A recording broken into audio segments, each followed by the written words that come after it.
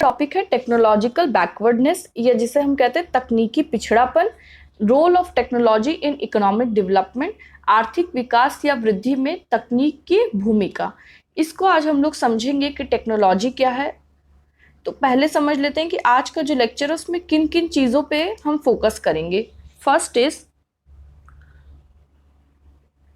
Technology meaning.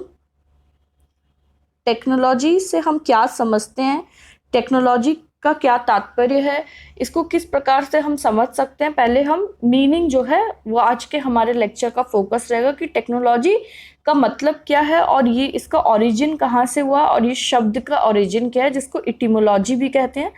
दूसरा content जो है आज के लेक्चर का वह है टेक्नोलॉजी डेफिनेशन।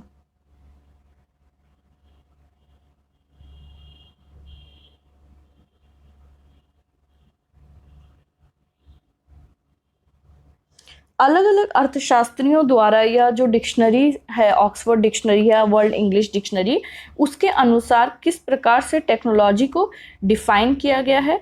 20th सेंचुरी में कैसे टेक्नोलॉजी या तकनीक को डिफाइन किया गया था, उसकी परिभाषा क्या दी गई थी, और 21st सेंचुरी में हम तकनीक को किस प्रकार से परिभाषित कर सकते हैं, उसकी क्या परिभाषा है, उसको समझेंगे। Third is technological backwardness.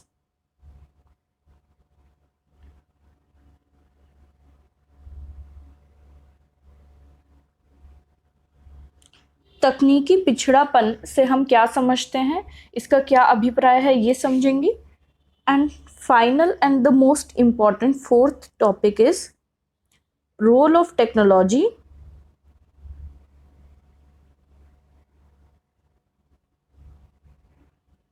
In economic development.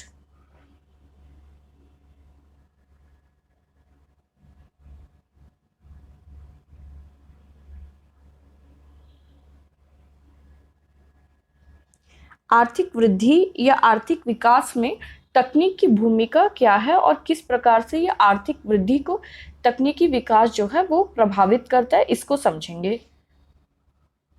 First topic से स्टार्ट करते हैं, मीनिंग ऑफ टेक्नोलॉजी।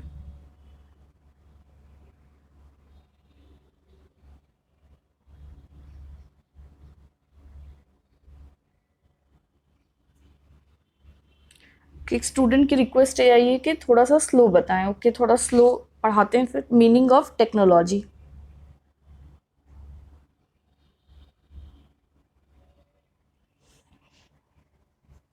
तकनीक से क्या अभिप्राय है, तकनीक से हम क्या समझते हैं, पहले इसको डिस्कस करेंगे। तो ये समझेंगे ये जो शब्द है तकनीक या टेक्नोलॉजी जिसे इंग्लिश में कहते हैं, ये इसका ओरिजिन क्या है, कहाँ से ये शब्द जो है वो आया है। तो इसके लिए हम लोग ग्रीक ओरिजिन पे जाएंगे। टेक्नोलॉजी जो वर्ड है ये दो ग्रीक शब्दों को मिला के बनाया गया है।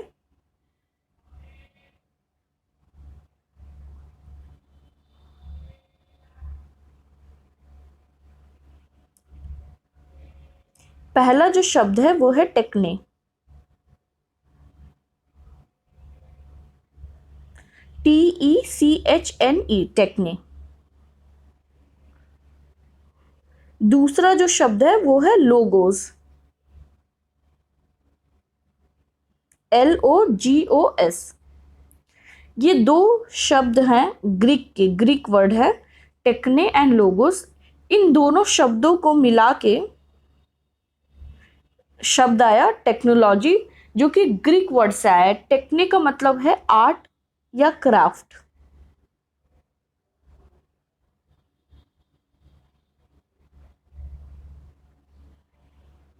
लोगोस का मतलब है वर्ड और स्पीच।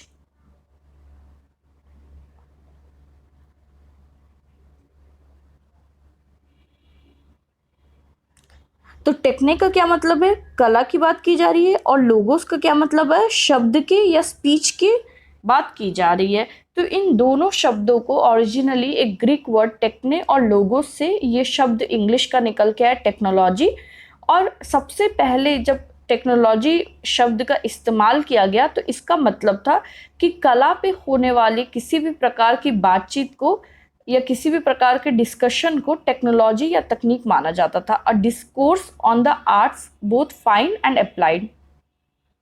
फाइन आर्ट्स की बात करें या कला के एप्लीकेशन की बात करें, उसको यूज करने की बात करें, जब इस पे किसी प्रकार की भी बातचीत होती थी, इसको माना जाता था कि तकनीकी बातचीत हो रही है, इसको तकनीकी तकनीक माना जाता था, टेक्नोलॉजी इसको माना जाता था। जब सबसे पहले इस शब्द का चयन किया गया टेक्नोलॉजी, जो कि दो ग्रीक शब्दों से बना था, टेक्ने एंड लोगोस से। टेक्ने का अर्थ था क्राफ्ट आर्ट और लोगोस का अर्थ था वर्ड और स्पीच।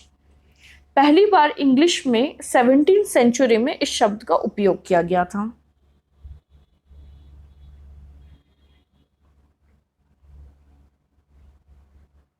जैसा कि हम जान रहे हैं कि 17th सेंचुरी मतलब हम बहुत दशकों के पहले की बात कर रहे हैं। इसका मतलब धीरे धीरे जैसे जैसे हम आगे बढ़े वैसे वैसे टेक्नोलॉजी का जो मीनिंग है उसमें भी एक डिफरेंस देखने को मिलता है, एक परिवर्तन देखने को मिलता है। टेक्नोलॉजी से जो अभिप्राय 17th सेंचुरी में था, आज 21st सेंचुरी में हम या 20th सेंचुरी की अगर बात करें तो तकनीक का मतलब जो है वो पूरी तरीके से आप कह सकते हैं कि बदल चुका है। तो समझते हैं कि 20th सेंचुरी में या 21st सेंचुरी में हम टेक्नोलॉजी से क्या समझते हैं। By the early 20th century, the term included a growing range of means, process, ideas in addition to tools and machines. जब भी हम टेक्नोलॉजी की बात करते हैं या तकनीक की बात करते हैं तो सबसे पहले जो हमारे दिमाग में बात आती है वो आती है मशीन्स की या टूल्स की।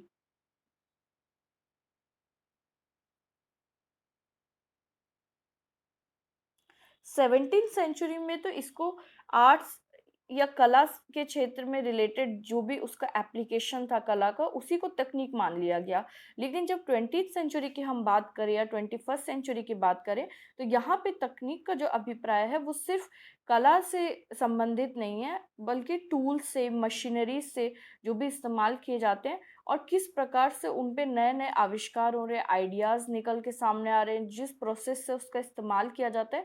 20th सेंचुरी में तकनीक का मतलब था कि टूल्स, मशीनरीज और उनसे related process and ideas.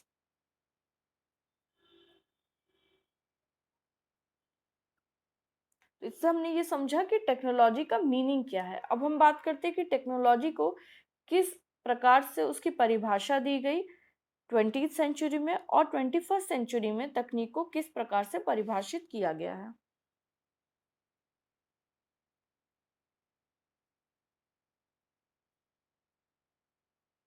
Definition of technology.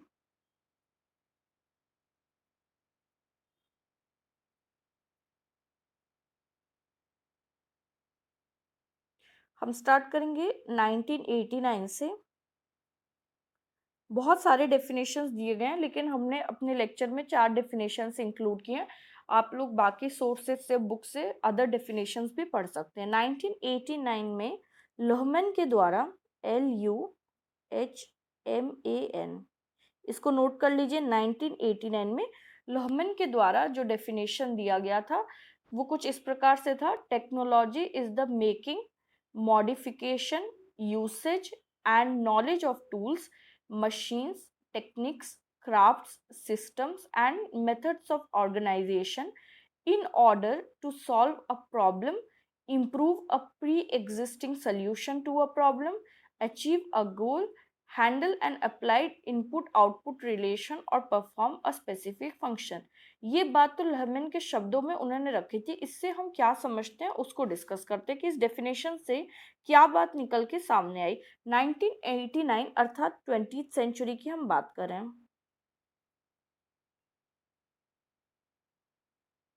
20th century में टेक्नोलॉजी का जो डेफिनेशन है उसको बहुत ज़्यादा विस्तृत किया गया या एक्सपैंड किया गया इन रिलेशन टू या 17th सेंचुरी के सापेक्ष में। जब 20th सेंचुरी में तकनीक को परिभाषित किया गया तो ये बहुत ही विस्तृत परिभाषा थी और इसमें बहुत सारी चीज़ों को जो है इंक्लूड किया था लोहमैन ने 1989 में, जिसको हम अभी डिस्कस कर रहे हैं। डेफिनेशन एक स्टूडेंट की रिक्वेस्ट आई है कि फिर से मैं रिक्वेस्ट कर दूं, क्योंकि ओरिजिनली ये सारी चीज़ें इंग्लिश में लिखी गई थी, इसलिए हम आपको इंग्लिश में ही डेफिनेशन बता रहे हैं। लेकिन इसको हम डिस्कस करेंगे कि इसका डेफिनेशन से क्या बात निकल के सामने आ रही है, इसका निचोड़ क्या है। डेफिनेशन जो है आप लोग सुन लीजिए, आपको इसका एक पीडीएफ फाइल भी आपके व्हाट्सएप ग्रुप पे मिल जाएगा, इसलिए आप लोग इसके लिए मत परेशान होइए कि आपको अभी डेफिनेशन नोट डाउन करना है। आप बस डेफिनेशन को समझिए, इसका जो भी ये नोट्स है ये आपको व्हाट्सएप में मिल जाएगा। फिर से मैं बता देती हूँ, ध्यान से आप लोग एक बार और सुन लीजिए। Technology is the making, modification, usage and knowledge of tools, machines, techniques, crafts, systems, and methods of organization in order to solve a problem, improve a pre existing solution to a problem, achieve a goal, handle an applied input output relation और perform a specific function. इसमें कई चीज़ों की बात की गई है, इसको हम इसकी एक हम समराइज करेंगे, इसका निचोड़ निकालेंगे कि क्या बात लुहमन ने 1989 में कहा था और किस तरीके से उन्होंने तकनीक की जो है विस्तृत परिभाषा दी थी। टेक्नोलॉजी, वो कहते हैं कि टेक्नोलॉजी जो है वो संबंधित है टूल से। इसको आप लोग नोट कर सकते हैं कि किस किस चीज़ों को इन्होंने इंक्लूड किया था अपनी परिभाषा में। First is tools, second is machines, third is techniques, fourth is crafts system,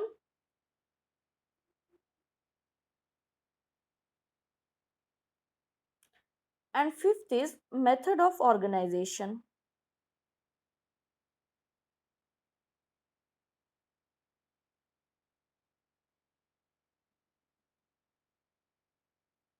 तो ये कहते हैं कि टेक्नोलॉजी जो है वो संबंधित है टूल से, मशीन से, किसी चीज़ को करने की जो प्रणाली होती है, टेक्निक होता है उससे, क्राफ्ट सिस्टम से और मेथड ऑफ ऑर्गेनाइजेशन से। और इसको किस तरीके से, इससे रिलेटेड जितनी भी नॉलेज है, जो ज्ञान है, या किस प्रकार से इसको यूज़ किया जाता है, इस सब को वो मानते हैं कि वो टेक्नोलॉजी है। और दूसरी तरफ उन्होंने ये भी बताया कि टेक्नोलॉजी का जो है वो ऑब्जेक्टिव क्या है, टेक्नोलॉजी की सिग्निफिकेंस क्या है, टेक्नोलॉजी की इम्पोर्टेंस क्या है, या टेक्नोलॉजी का गोल क्या है, टेक्नोलॉजी क्यों इम्पोर्टेंट है, उसकी प्रमुखता क्यों है, और उसका फाइनल जो गोल है या ऑब्जेक्टिव है, जो उद्देश्य है वो क्या है, इसको भी इन्होंने अपनी परिभाषा में बताया। तो अब हम डिस्कस करते हैं कि लुहमन के अकॉर्डिंग टेक्नोलॉजी जो है उसका क्या रोल है या क्या सिग्निफिकेंस है।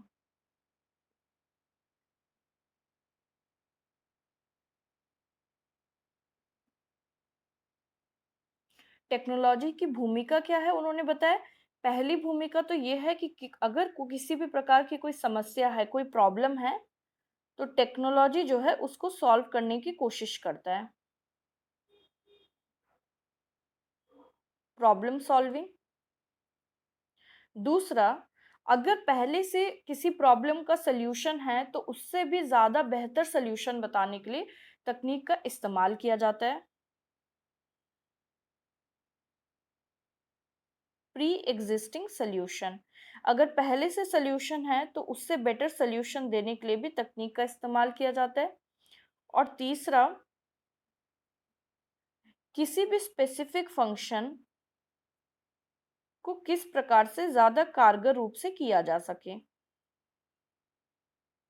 तो ये तीन इम्पॉर्टेंट रोल या तीन प्रमुख भूमिका जो तकनीक की बताई गई, एक तो कि किसी भी समस्या का निवारण करने के लिए, अगर समस्या का जो समाधान है पहले से दिया गया है तो उससे बेहतर समाधान देने के लिए, और अगर किसी चीज़ को कोई आर्थिक गतिविधि है या प्रोडक्शन एक्टिविटी है तो उसको किस प्रकार से ज़्यादा बेहतर तरीके से उसमें हम कह सकते हैं कि उत्पादकता को बढ़ाया जा सके, किसी स्पेसिफिक फंक्शन को कैसे परफॉर्म किया जा सके, इसके लिए भी टेक्नोलॉजी के रोल को या टेक्नोलॉजी के डेफिनेशन में उसके रोल को ल्यूमन ने 1989 में इंक्लूड किया था। अब एक और डेफिनेशन देखते हैं जो वर्ष 2006 में दिया गया, इन द ईयर 2006, और ये दिया गया था शेफर के द्वारा।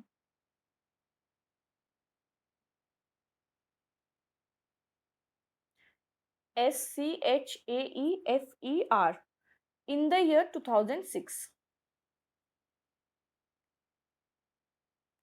इनके अनुसार टेक्नोलॉजी की जो डेफिनेशन थी वो थी, technology is information about how to use the material resources of the environment to satisfy human needs and desires। शेफर ने वर्ष 2006 में एक बहुत ही आप कह सकते हैं सरल परिभाषा दी थी तकनीक की, जो कि अपने आप में एक बहुत ही ज़्यादा विस्तृत परिभाषा थी, क्योंकि वो सरल थी और उसमें ज़्यादा कॉम्प्लेक्सिटी नहीं थी। और बहुत सिंपली उन्होंने ये बताया कि ऐसी कोई भी सूचना जो कि पर्यावरणीय संसाधनों का इस्तेमाल करके मनुष्य की आवश्यकताओं को पूरी करने में कारगर होती है, उसको ही हम टेक्नोलॉजी मानते हैं। कोई भी ऐसी इंफॉर्मेशन जिससे आप संसाधनों का उपयोग कर रहे हैं, रिसोर्स यूज कर रहे हैं और उससे आप ह्यूमन नीड्स एंड डिजायर्स को फुलफिल कर रहे हैं। तो उन्होंने इनडायरेक्टली ये बात कही कि अगर उत्पादन हो रहा है, आउटपुट प्रोडक्शन हो रहा है, तो उसके लिए जिस इंफॉर्मेशन की, जिस नॉलेज की, जिस ज्ञान की, जिस सूचना की आवश्यकता होती है, उसी को उन्होंने तकनीक माना है। तो एक प्रकार से इसमें कई सारी चीजें आ जाती हैं, क्योंकि उन्होंने स्पेसिफिकली किसी एक चीज को टेक्नोलॉजी नहीं माना है। अब हम देखेंगे कि बैकवर्ड टेक्नोलॉजी को किस प्रकार से डिफाइन किया गया है। अगर तकनीकी पिछड़ापन की बात करें तो उसकी परिभाषा कैसे दी गई है। बैकवर्ड टेक्नोलॉजी, या जिसे हम कहते हैं टेक्नोलॉजिकल बैकवर्डनेस,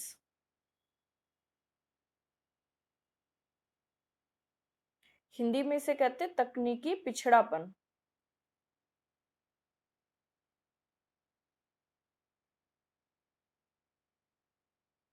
इसमें हम दो डेफिनेशंस लेंगे। पहला डेफिनेशन जो है वो वर्ष 2009 में दिया गया, और दूसरा डेफिनेशन जो है वो वर्ष 2010 का है। दोनों ही 21st सेंचुरी के डेफिनेशंस है। पहला जो डेफिनेशन है वो वर्ल्ड इंग्लिश डिक्शनरी द्वारा दिया गया।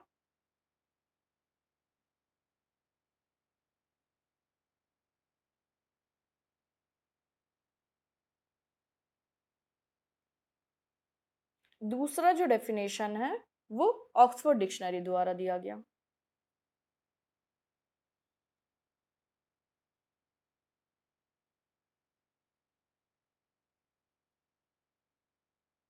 पहला जो डेफिनेशन था उसमें ये कहा गया, backward technology refers to unsophisticated technology often that used for centuries that is limited to the production of basic necessities। जो पहला डेफिनेशन 2009 में वर्ल्ड इंग्लिश डिक्शनरी द्वारा दिया गया वर्ष 2009 में, उनके अनुसार जो सदियों से, सेंचुरीज से चली आ रही है जो टेक्नोलॉजी, और जो कि सिर्फ बेसिक नेसेसिटी, जो मूलभूत आवश्यकता है मनुष्य की, सिर्फ उसके लिए उत्पादन करती है, उसको हम पिछड़ी तकनीक मानेंगे या उसको तकनीकी पिछड़ापन माना जा सकता है। दूसरा डेफिनेशन दिया गया वर्ष 2010 में ऑक्सफोर्ड डिक्शनरी द्वारा। उनके अनुसार बैकवर्ड टेक्नोलॉजी को इस प्रकार से डिफाइन किया गया, it refers to the technology that having less progress than normal, it is that technology which is developing slowly. ये मानते हैं जो तकनीक जो है वो धीरे धीरे विकसित हो रही है, बहुत स्लो प्रोग्रेस है, जिसमें उसको वो मानते हैं कि अगर तकनीक जो है उसमें निरंतर एक परिवर्तन देखने को नहीं मिलता और बहुत ज़्यादा लंबे समय अवधि में भी बहुत धीरे धीरे अगर तकनीकी विकास होता है, तो उसको वो मानते हैं कि ये तकनीकी पिछड़ापन को दर्शाता है।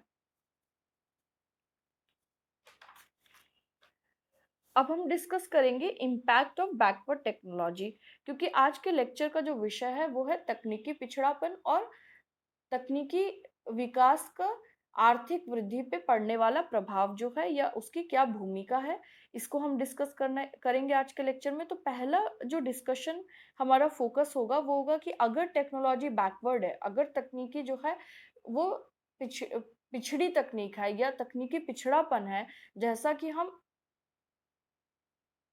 एक स्टूडेंट की रिक्वेस्ट आई है कि वर्ल्ड इंग्लिश डिक्शनरी की जो परिभाषा थी उसको फिर से बता दिया जाए। It refers to unsophisticated technology often that used for centuries that is limited to the production of basic necessities। World English dictionary की परिभाषा के अनुसार तकनीकी पिछड़ापन का अर्थ है कि सदियों से या सेंचुरी से जो तकनीक चलती आ रही है इस्तेमाल में, और सिर्फ जो मनुष्य की मूलभूत आवश्यकताओं का उत्पादन करती है, मतलब जितनी हमारी बेसिक नेसेसिटी है, जो मूलभूत आवश्यकता है, सिर्फ उसका उत्पादन करने के लिए अगर हम तकनीक का इस्तेमाल कर रहे हैं, तो वो पिछड़ी तकनीक को दर्शाता है। ये था वर्ल्ड इंग्लिश डिक्शनरी का डेफिनेशन। पहले जो चीज़ हम डिस्कस करेंगे जब हम रोल की बात करते हैं या तकनीकी विकास का या तकनीकी पिछड़ापन का जो प्रभाव पड़ता है किसी भी अर्थव्यवस्था पे या आर्थिक वृद्धि और विकास पर, उसमें पहली चीज़ जो हम डिस्कस करेंगे वो हम डिस्कस करेंगे कि अगर, क्योंकि अभी हमने डिस्कस किया बैकवर्ड टेक्नोलॉजी के, अगर तकनीक जो है पिछड़ी है या तकनीकी पिछड़ापन है तो उसका नकारात्मक प्रभाव जो है किसी अर्थव्यवस्था पे क्या पड़ेगा, पहले हम इसको डिस्कस करेंगे। The impact of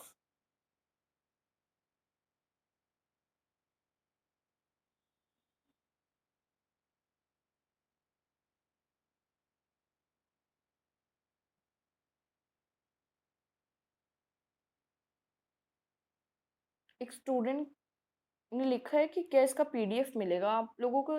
एक हैंडमेड नोट्स है जो मैंने बनाया है, जो आज की क्लास में आप पढ़ रहे हैं, उसका पीडीएफ फाइल जो है आपको व्हाट्सएप ग्रुप में मिल जाएगा। और इसके पहले के जो लेक्चर्स थे वो हमने पावर पॉइंट प्रेजेंटेशन के थ्रू स्लाइड प्रिपरेशन से लिया था, तो उसका तो पीडीएफ ऑलरेडी आप लोगों के पास अवेलेबल है।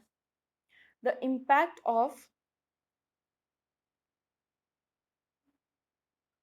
बैकवर्ड टेक्नोलॉजी,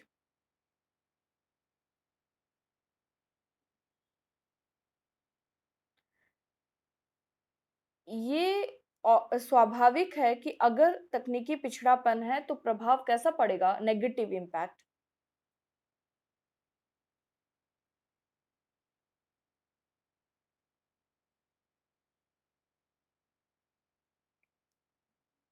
इसमें हम एक एक करके पॉइंट समझेंगे कि कौन कौन सा नकारात्मक प्रभाव जो है पड़ता है किसी अर्थव्यवस्था पे, उसकी वृद्धि पे, अगर तकनीक जो है वो पिछड़ी है।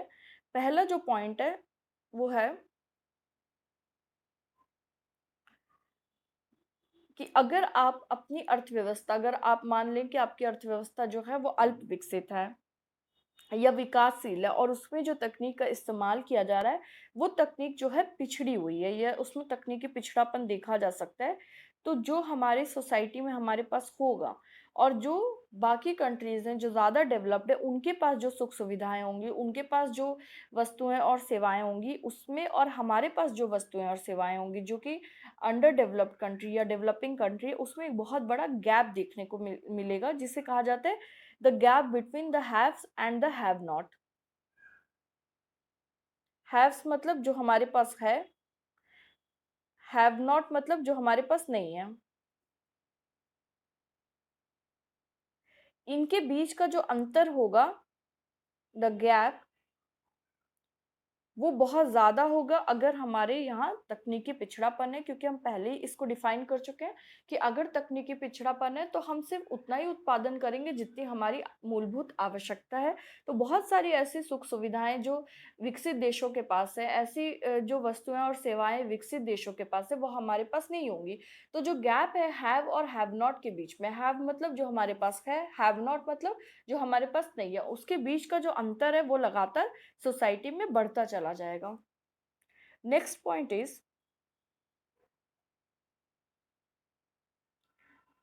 Time, if technology is backward it will be time consuming. अगर तकनीकी पिछड़ापन है तो जब वस्तुओं और सेवाओं का उत्पादन होगा तो उसमें जो समय अवधि लगेगी या जो समय लगेगा वो हमेशा ज़्यादा लगेगा। अगर टेक्नोलॉजी जो है एडवांस टेक्नोलॉजी है तो उससे कम समय में हम ज़्यादा उत्पादन कर सकते हैं, तो एक तरीके से ये टाइम वेस्टेज को भी शो करता है और इसलिए इसे कहते हैं ये टाइम कंज्यूमिंग है। टाइम का जो कंजम्पशन हो रहा है, जो समय का इस्तेमाल हो रहा है, वो अगर तकनीक जो है विकसित है तो उसमें कम समय लगेगा और अगर तकनीकी पिछड़ापन है तो समय जो है उतनी वस्तुओं और सेवाओं के उत्पादन में ज़्यादा लगेगा। ये एक नेगेटिव इम्पैक्ट है। Third is high mortality rate.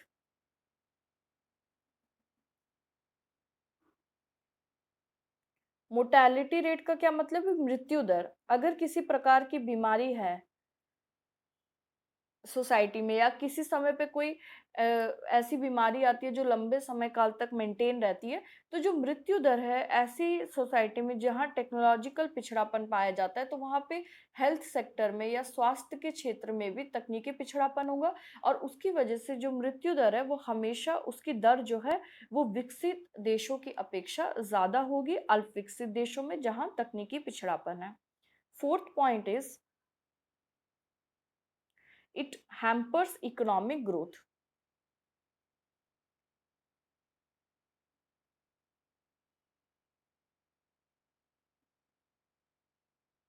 Literacy rate के साथ इसको बहुत ज़्यादा जोड़ा नहीं जाता अभी। लिटरेसी रेट से तो आप नहीं जोड़ सकते क्योंकि साक्षरता जो है उसकी परिभाषा ही बहुत बेसिक है। लिटरेसी रेट में आपको बहुत ज़्यादा हाई एजुकेशन क्वालिफिकेशन की ज़रूरत नहीं है। तो टेक्नोलॉजी अगर एडवांस नहीं भी होगी तो भी साक्षरता दर को बढ़ाया जा सकता है। लेकिन अगर हम उसके आगे बात करें हायर एजुकेशन की या ऐसे टाइम पीरियड्स की जैसे कि आप कोविड-19 में देख सकते हैं कि अगर हम टेक्नोलॉजिकली अगर हम विकसित नहीं होते, अगर हमारे पास ऑनलाइन प्लेटफ़ॉर्म नहीं होता, तो हम शायद अपनी पढ़ाई कंप्लीट नहीं कर पाते या जहाँ पे आज भी ऑनलाइन या ब्रॉडबैंड फैसिलिटीज़ नहीं है, वहाँ पे सही तरीके से एजुकेशन अभी कोविड-19 के टाइम पे नहीं हो पा रही है। तो आप कह सकते हैं कि ऐसे कुछ स्पेशल सर्कमस्टेंसेस में आप एजुकेशन से इसको जोड़ सकते हैं। ये जब हम बात करते हैं आईसीटी के जिसको अभी हम आगे डिस्कस करेंगे, इंफॉर्मेशन एंड कम्युनिकेशन टेक्नोलॉजी की या ऑनलाइन प्लेटफॉर्म से जैसे लोग आजकल एंटरप्रेन्योरशिप कर रहे हैं तो उस उससे जॉब से आप जोड़ सकते हैं। लेकिन जहाँ तक लिटरेसी रेट की बात है वहाँ पे हम टेक्नोलॉजी से डायरेक्टली इसको लिंक अभी नहीं कर सकते। हैम्पर्स इकोनॉमिक ग्रोथ का मतलब है कि ये एक प्रकार की बहुत बड़ी बाधा है अगर हम आर्थिक वृद्धि की बात करें। जितने भी ग्रोथ मॉडल्स आप पढ़ेंगे उसमें आप देखेंगे कि ज़्यादातर जितनी भी अर्थशास्त्री थे वो ये मानते थे कि अगर टेक्नोलॉजी को विकसित नहीं किया जा रहा, मॉडर्न टेक्नोलॉजी का इस्तेमाल नहीं किया जा रहा, तो हम आर्थिक वृद्धि जो है उसको बहुत ज़्यादा आगे लेके नहीं जा सकते।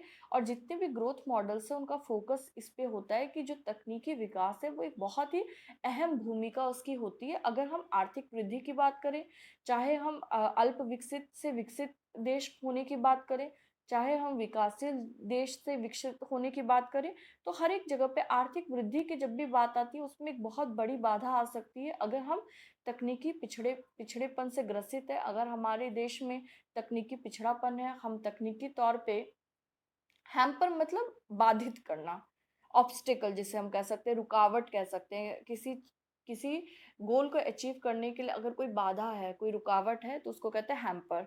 Hampers economic growth. ये इकोनॉमिक ग्रोथ को बाधित कर सकता है।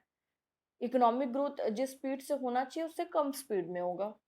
Next point is inefficiency with respect to energy use. एक बहुत इंपॉर्टेंट पॉइंट है, इसको अभी क्लैरिफाई करेंगे। नोट डाउन कर लीजिए आप लोग पहले। इनएफिशिएंसी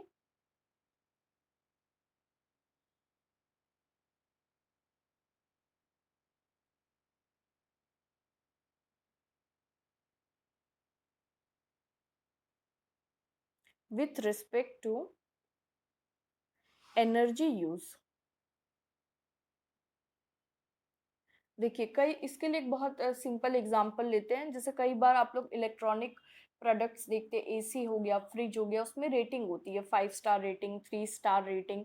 तो ये बताते हैं कि हम जो एनर्जी यूज कर रहे हैं, जो इलेक्ट्रिसिटी कंज्यूम कर रहे हैं, इलेक्ट्रिसिटी का उपभोग कर रहे हैं, उसको कितना कारगर तरीके से कर रहे हैं, कितना एफिशिएंटली कर रहे हैं। अगर टेक्नोलॉजी जो है वो पिछड़ी हुई है तो उतना ही कंजप्शन करने पे आपको ज़्यादा एनर्जी को यूज़ करना पड़ेगा, ज़्यादा ईंधन लगेगा। लेकिन अगर आप एडवांस टेक्नोलॉजी यूज़ करें तो आप कम एनर्जी सोर्स को यूज़ करके ज़्यादा कंजम्पशन कर सकते हैं, ज़्यादा उपभोग कर सकते हैं। तो ये इनएफिशिएंसी ऑफ एनर्जी यूज़ को भी दर्शाता है। Next point is next point जो है वो सिमिलर है हैम्पर्स इकोनॉमिक ग्रोथ से, लैग बिहाइंड अदर डेवलप्ड और डेवलपिंग कंट्रीज।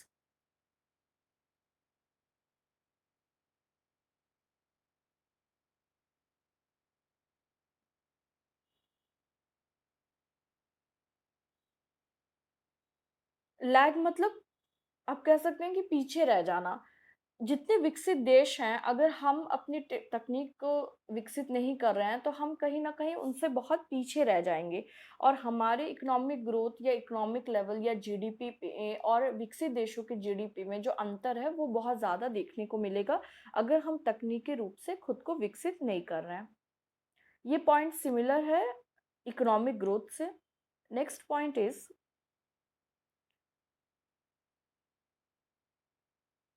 Unable to.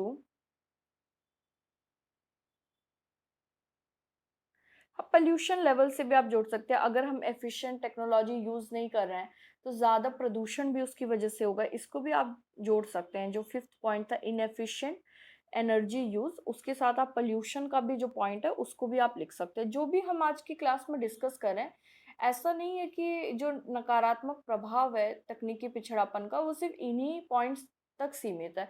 इसके अलावा भी बहुत सारे पॉइंट्स हैं, लेकिन हम कुछ इंपॉर्टेंट पॉइंट्स को डिस्कस करें। इसके अलावा भी अगर आप के दिमाग में कोई पॉइंट आता है या आप कोई पॉइंट कहीं पढ़ते हैं नकारात्मक प्रभाव, उसको भी आप अपने आंसर में इंक्लूड कर सकते हैं।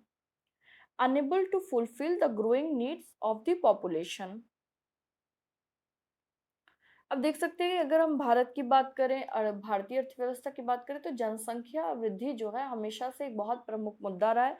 और पॉपुलेशन के साथ साथ जो नीड्स हैं, जो डिमांड है सोसाइटी में, वो लगातार बढ़ती जाती है।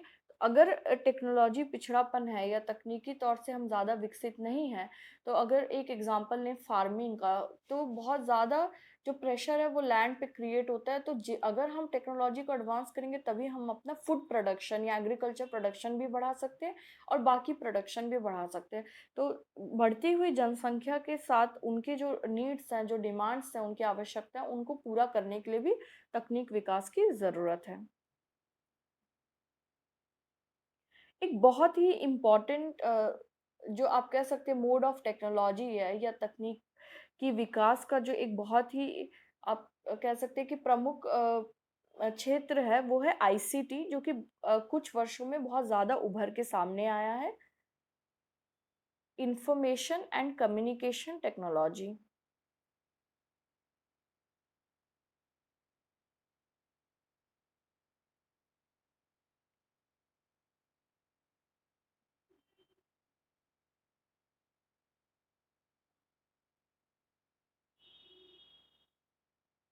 जैसे जैसे तकनीकी विकास हुआ, उसमें जो सबसे इम्पोर्टेंट है 21st सेंचुरी में, आज के दौर की अगर बात करें, तो वो है आईसीटी या information communication technology.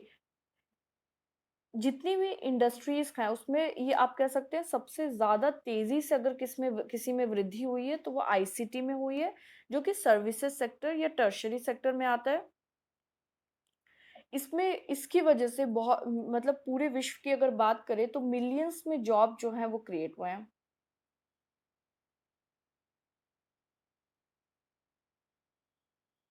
Millions job creation. और उसी के साथ साथ आईसीटी के साथ जो एक चीज़ देखने को मिलती है हमेशा, वो है innovation and development.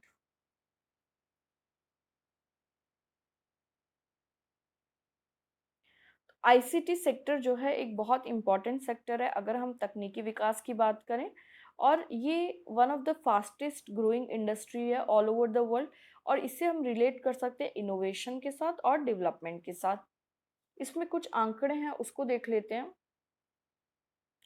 The number of mobile subscriptions that is 6.8 billion.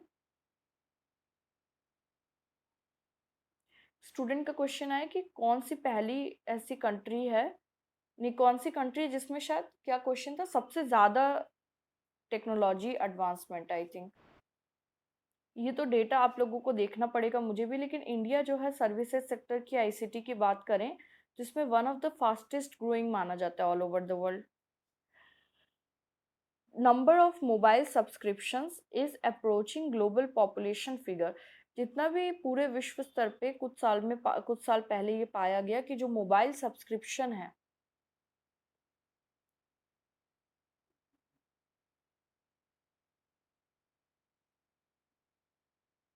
इसका जो आंकड़ा है, पाया गया कि 6.8 बिलियन है।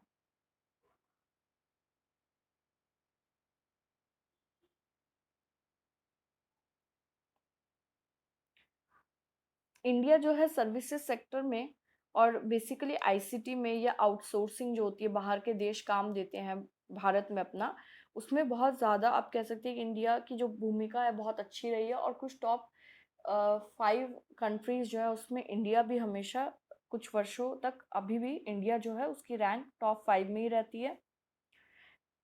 ये जो इतना बड़ा नंबर है 6.8 बिलियन मोबाइल सब्सक्रिप्शन है, ये दर्शाता है कि आज के दौर में तकनीक जो है वो टेक्नोलॉजी जो है वो कितनी इम्पोर्टेंट रोल प्ले करती है, उसकी भूमिका जो है आर्थिक वृद्धि में वो कितनी ज़्यादा बढ़ चुकी है और इससे रिलेटेड कितनी ज़्यादा अपॉर्चुनिटीज़ हैं वो लगातार सामने आ रही हैं। दूसरी चीज़ ये है कि 40% जो लोग हैं पूरे विश्व के वो ऑनलाइन हैं या वो ऑनलाइन एक्सेस से जुड़े हुए हैं,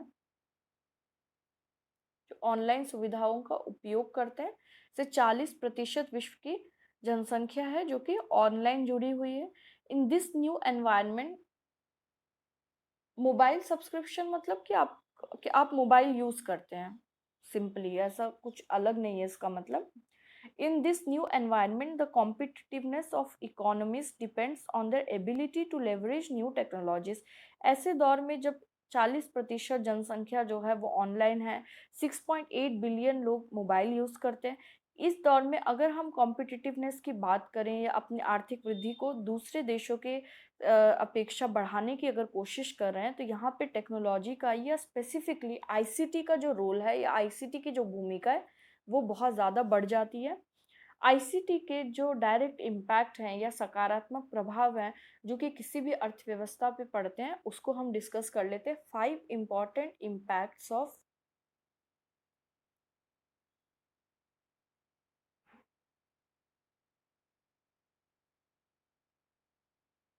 आईसीटी ऑन द इकोनॉमी। किसी भी अर्थव्यवस्था पे आईसीटी का जो सकारात्मक प्रभाव पड़ता है उसमें 5 प्रमुख प्रभावों को हम यहाँ डिस्कस करेंगे। The first is direct job creation.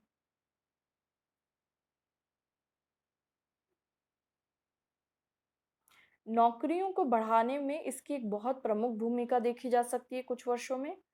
Second is contribution to GDP growth. GDP को भी बढ़ाने में ये बहुत कारगर रहा है आईसीटी सेल। तीसरा is emerging new services and industries. इसके साथ साथ आईसीटी के साथ साथ नए सेवाएं जो हैं उनको भी हम देख सकते हैं कि सोसाइटी में न्यू सर्विसेज जो हैं वो इमर्ज हो रही हैं। Fourth point is workforce transformation. Workforce transformation को नेक्स्ट क्लास में हम डिटेल में पढ़ेंगे। अभी ब्रीफ में मैं बता देती हूँ कि जो काम करने का तरीका है, ट्रेडिशनली जो तरीका था काम करने का कि एक कंपनी रहेगी उसमें लोग एम्प्लॉयड होंगे, अब वो जो फिजिकली जो काम होता था वो ऑनलाइन प्लेटफॉर्म्स पे भी काम हो रहा है। बहुत सारे कामों को आउटसोर्स कर दिया जाता है अलग अलग कंट्रीज में अलग अलग लोगों को। तो ये वर्कफोर्स ट्रांसफॉर्मेशन जो है वो दिखा दर्शाता है कि किस तरीके से जो पूरा सिस्टम था काम करने का वो धीरे धीरे ऑफलाइन मोड से ऑनलाइन मोड की तरफ शिफ्ट हो रहा है। Last is business innovation.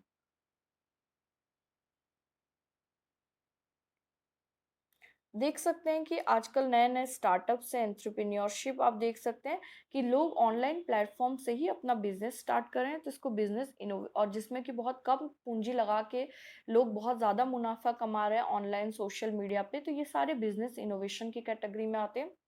आज का लेक्चर हम यही एंड करते हैं।